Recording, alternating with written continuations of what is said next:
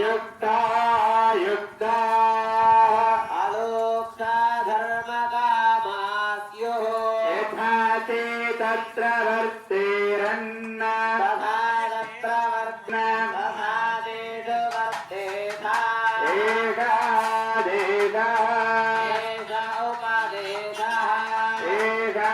वेदोपनिषद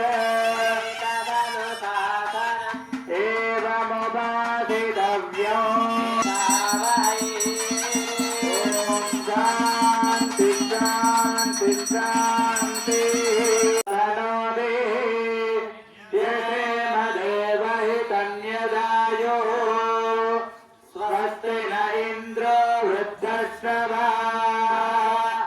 स्वस्ति न पूषा विश्ववेदा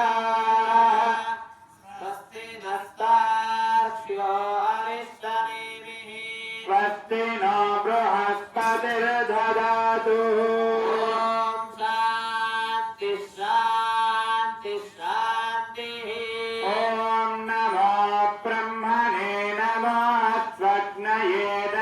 पृथिव्यो नमो वाचे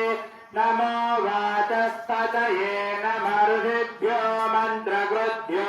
मन्त्रपदिभ्यो मामृषयो मन्त्रकृतो मन्त्रपदयः परादुर्माहमृषे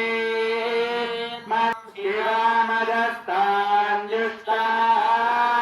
देवेभ्यः शर्ममेभ्यो शर्म पृथिवी शर्म विश्वमिदं जगत्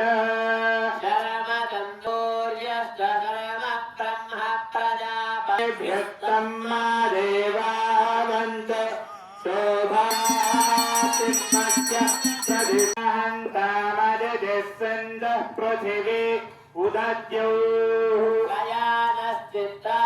भुवधूते सरावृतस्सखा कया दजिष्टया वृता